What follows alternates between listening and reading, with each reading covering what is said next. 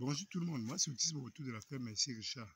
La vidéo du jour est en lien avec une thématique peu orthodoxe qui consiste à se demander: doit-on continuer à aider les gens? Oui, voilà la thématique.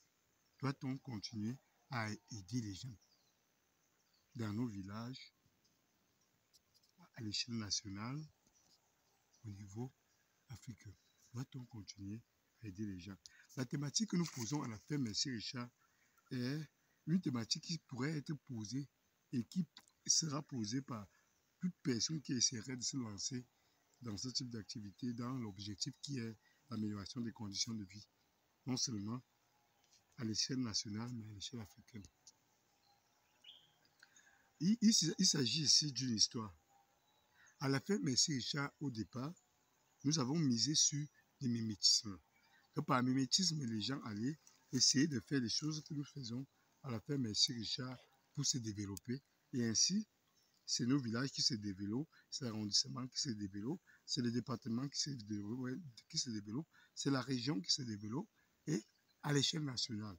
Maintenant, donc, non seulement ça, à l'échelle nationale, et à l'échelle africaine même, parce que des autres pays vont pouvoir le voir et ainsi pouvoir se développer à leur tour pour que l'Afrique gagne, se développe et gagne le respect au niveau international dont il mérite. Mais nous allons commencer avec une histoire, c'est que on a trouvé qu'il y avait une demande ici lorsque nous nous sommes lancés dans l'amélioration des conditions de vie. En misant que sur le mimétisme, les gens nous ont fait des demandes, notamment, généralement, ces personnes, ce sont parfois les orphelins, parfois les veuves ou les veufs qui viennent nous voir qu'ils se trouvent tout seuls et finalement, lorsqu'ils sont tout seuls, il y a l'oisiveté qui habite en eux que finalement, ils n'arrivent pas à entreprendre quoi que ce soit. Ils peuvent commencer finalement, ils ont la nuit finalement, ils ne font plus. Et c'est pour ça qu'ils vivent mal. Et lorsqu'ils vivent mal, beaucoup meurent plus vite. Lorsqu'ils sont venus nous faire cette remarque à la fin Merci Richard, il y a quelques jeunes qui sont venus nous voir dans ce sens-là. Notamment, parmi ces jeunes, il y a un qui se trouve dans les problèmes aujourd'hui. Pour quelle raison? C'est que nous avions décidé avec ce jeune que pour se développer, il ne pouvait pas simplement faire un petit champ. Ça ne pouvait pas, comme on parle ici, de cultiver les grands espaces. Maintenant, il se trouve que cet orphelin en question, il n'a plus personne. Son grand-père a eu des enfants qui sont plus ou moins tous décédés, notamment sa propre mère. Donc, il se trouve tout seul chez lui avec beaucoup de terrain. Maintenant, ce jeune, de peur par la méchanceté du village, par les trucs, finalement, il passe son temps à consommer que de l'alcool. Finalement, dès qu'il a un problème, il fuit, il part en ville, il tourne comme ça, là, il fait vie comme ça, là, vraiment l'oisiveté qui n'a pas de nom. Et finalement, de temps en temps, il revient là. Après, il reste là, il a un petit problème avec un autre cousin du village ou je ne sais pas qui. Il part encore. C'est comme ça qu'il s'habille. Lorsqu'il est venu nous voir à la fin Merci Richard, nous l'avons donc dit que toi, tu as de la richesse. Il faut te concentrer pour travailler dur, pour rentabiliser donc ta richesse que tu as là, pour vivre aisément et pour fonder sa famille, vivre pleinement sa vie sans devoir partir parce que ça ne servait à rien. Les alcools ne vont jamais te sortir de ta difficulté. Finalement, c'est un jeune qui a déjà presque 30 ans, 35 ans et finalement rien de bon.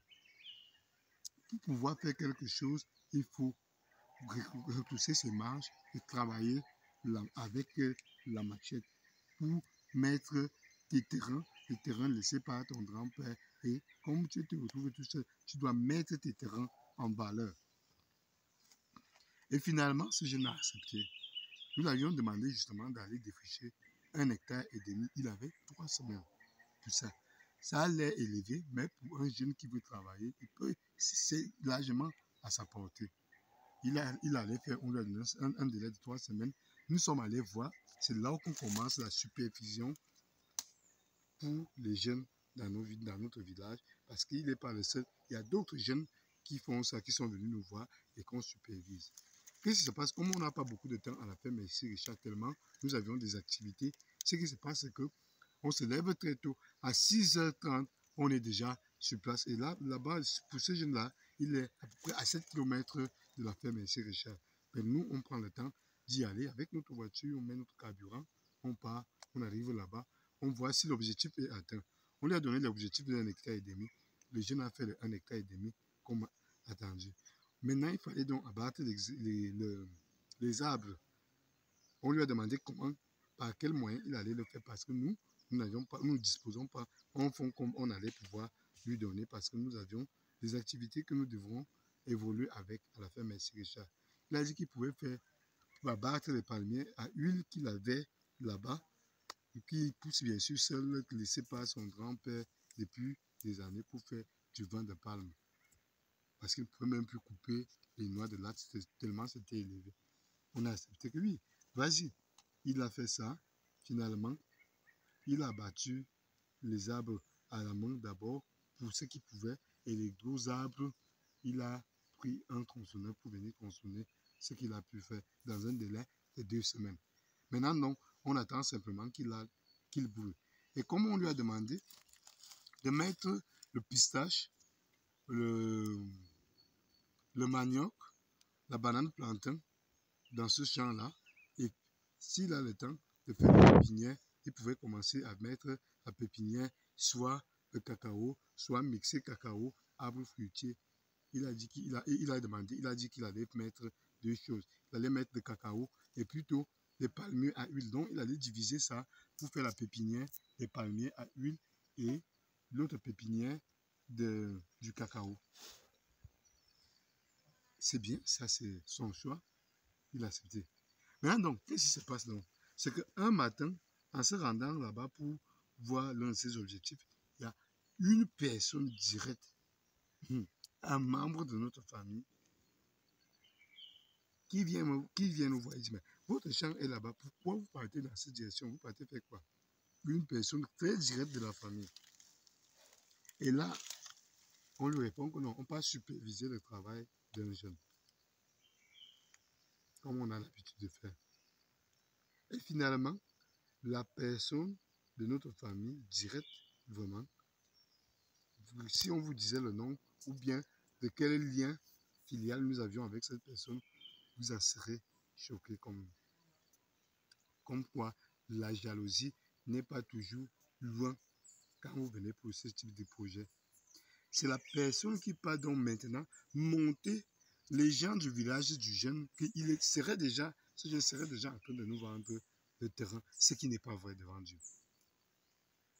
Il veut seulement notre soutien en termes d'observation pour le pousser justement à évoluer.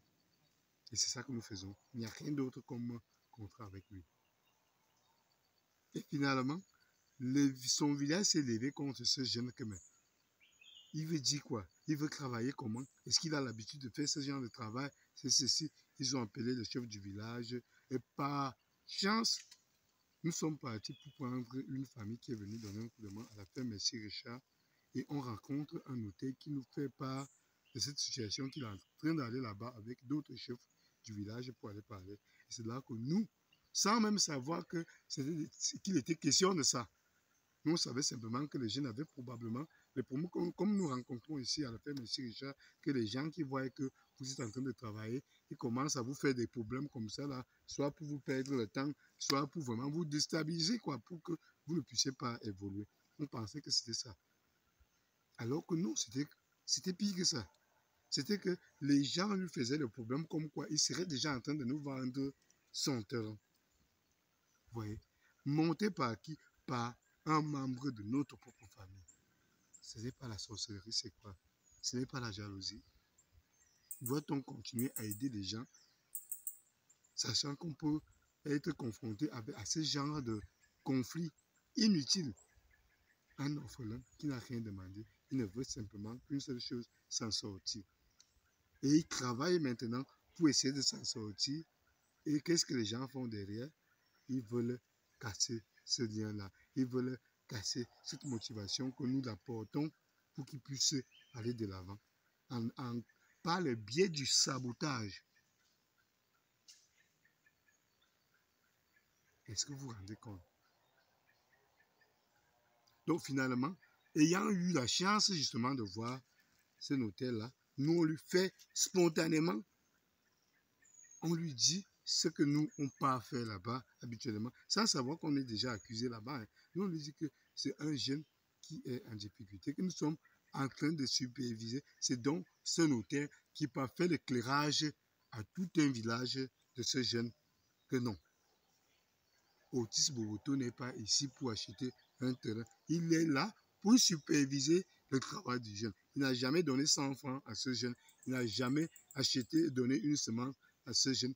Il veut que ce jeune devienne homme.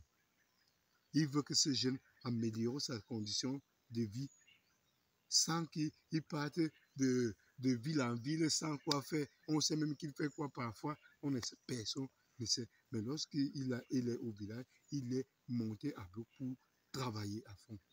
Il ne vient pas travailler chez Otis Bogoto. Il fait juste le travail chez lui. Et on voit qu'il a déjà fait non seulement 1,5 hectare, il a encore fait même un demi-hectare supplémentaire pour faire son champ d'arachide et pouvoir mettre le macabo. Mais vous voyez, tout ce que ce jeune est capable de récolter l'année prochaine. À partir même, le cacao, les arachides, c'est 3 mois. Après 3 mois, sa vie va commencer à changer. Il va commencer à entrer en possession de son argent parce qu'au village, personne n'aide les orphelins. Au village, personne n'aide les veufs et les veuves. Donc, vous voyez donc, à la fin, merci Richard, nous, on a décidé, ces jeunes qui avaient besoin de notre soutien, de les fixer les objectifs, d'aller vérifier ces objectifs. On le fait et on continuera à le faire. Mais pour vous, nos téléspectateurs, pour vous qui nous encouragez en vous abonnant massivement et qui regardez ces vidéos, je vous laisse écrire en commentaire. Est-ce que la firme Merci Richard doit continuer à superviser ces jeunes, estimant que c'est comme ça qu'on atteint l'amélioration des conditions de vie que nous sommes venus pour faire? Et c'est comme ça que nous allons pouvoir développer nos villages. Lorsque toute personne est autonome financièrement, il peut faire davantage de choses et le village va évoluer, l'arrondissement va évoluer parce que d'autres jeunes vont voir, ceux qui viendront nous voir, nous, on ne va pas hésiter à aller l'aider, à aller les superviser et finalement, on espère que beaucoup vont voir l'exemple de ces jeunes, malgré celui qui a eu le problème, pour aller de l'avant. Et pour couronner dans le tout, et pour conclure, le jeune a gagné son procès. On a demandé à ces gens de son village de les laisser tranquilles. C'est le procès du village. Le village a décidé qu'on laisse ce jeune tranquille faire ses activités. D'autres sont venus à la fin, merci Richard, pour nous remercier et pour nous encourager à aller de l'avant dans ce sens-là, à inciter les jeunes à devenir autonomes financièrement, à travailler, parce que lorsque ces jeunes font ces activités-là, ils gagnent leur vie, ils n'ont plus justement la jalousie des uns et finalement, ils ne s'égarent plus dans les mauvais chemins en consommant davantage d'alcool que de travail, d'autres substances qu'on ne citerait pas ici. Mais ces jeunes, en travaillant dur, ils changent leur vie. C'est tout pour la vidéo du jour. Portez-vous bien, abonnez-vous massivement, écrivez-nous en commentaire vos conseils et nous, on se porte bien et on espère pour vous également. Portez-vous bien. Bye bye. Ciao.